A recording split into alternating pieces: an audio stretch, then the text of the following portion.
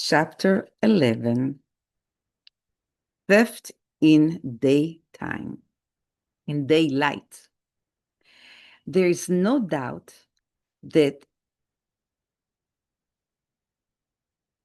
Chaya's bodyguard was a nice man, at least on the surface. In the mornings, we would be exercise together, and at night, his presence gave me security. I kept my money in the closet, in my bedroom, with my clothes. One day I noticed that my money was running out quickly. I didn't understand how. I would go by the American Embassy in Cotonou every month, get my paycheck from them, and itemized it. I didn't need much money, of course. Everything was so cheap. I mainly bought art supplies that I wanted to bring back to the US with me. I consulted with the director of the institute. I told him that I didn't understand how my money was being wasted so quickly. So he decided to install an external lock on the door that separated me from my bodyguard's room. And lo and behold, my money stopped disappearing. He must have suspected the guard, and rightly so. It seemed that this would be the end of the theft saga, but I was wrong. Another theft occurred.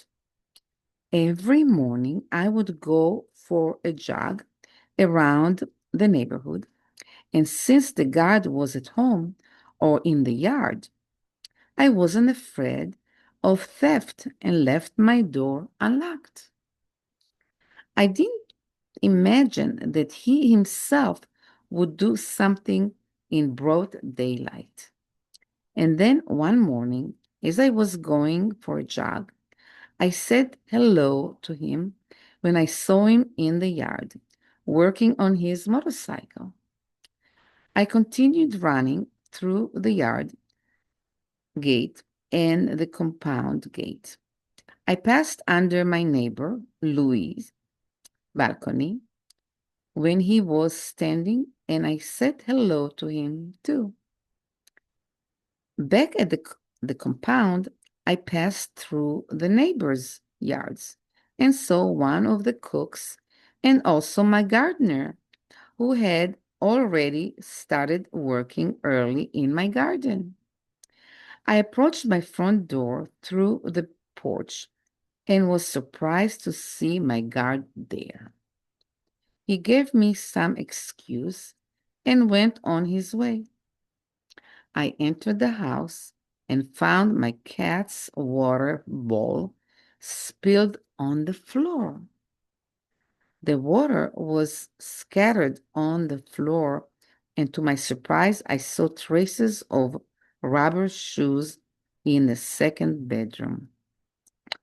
In the drawer in the bedroom, I had stored some personal belongings, not necessarily valuable to me. Who was it that entered my house to steal from my greets? Of course, I suspected my bodyguard because he was also standing on my doorstep when I returned and also wore rubber shoes like that. But I still wanted to check if others had shoes like that. I went to check on the gardener who wore boots, the neighbor's cook who wore sandals, and a few others. I really did some detective work and told my story to the director of the institute. He decided to replace my bodyguard with someone else. The interesting thing was when I returned to Benin a few years later, again through a different type of Fulbright grant. and visited the institute and my old home. I was surprised to find my former bodyguard back in his place. Apparently, it was common practice to steal from rich people like me.